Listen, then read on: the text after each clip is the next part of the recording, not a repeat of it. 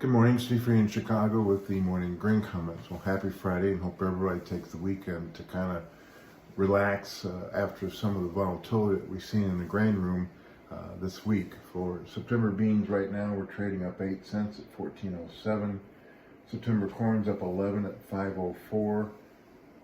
Minneapolis wheat up 14 at 8.76. Chicago up 13 at 6.53. Looks like the stocks are going to open up better.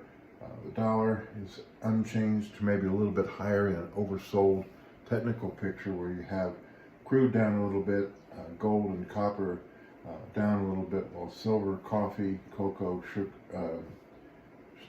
and cotton are all higher.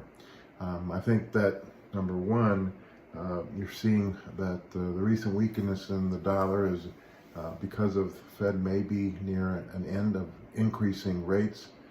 Maybe supporting commodity prices in general, as the theory that at least the U.S. economy is strong and that the demand for food products and energy may increase.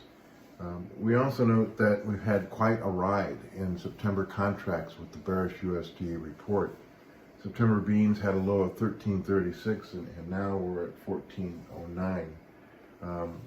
The corn market had a double bottom at 4.74, and right now September corn's trading at 5.04. And in Minneapolis wheat, we had a low of 8.57, and right now we're trading at 8.76. So the second thing I think that the market is looking at is disbelief in the USDA's numbers, that their U.S. corn and soybean yields may be too high. Spring wheat production, both U.S. and Canada, too high, and maybe the demand is a little bit too low. China's been an active buyer, multiple cargoes of Brazil beans for next May, June, and July 2024. They've also bought some U.S. beans off the P&W, so anytime China is picking up buying any commodity, that commodity tends to rally. We also note that from a weather standpoint, the 8 to 14 maps for the first time are showing drier and warmer than normal conditions across parts of the Midwest, and I think that's adding a little bit of a weather premium back.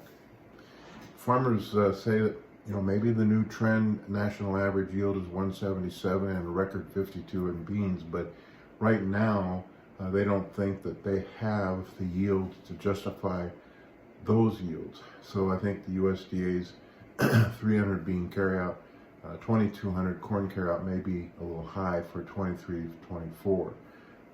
We also note that the U.S.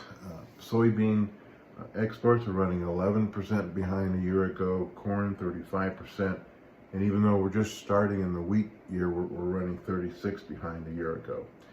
The other headline is India has banned their rice exports.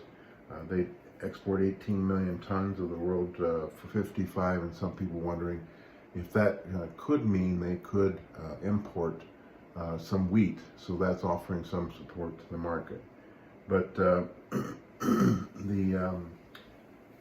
main thing I think is that we're trying to figure out just where value is after the USDA report, given the weather and the outlook for the U.S. economy.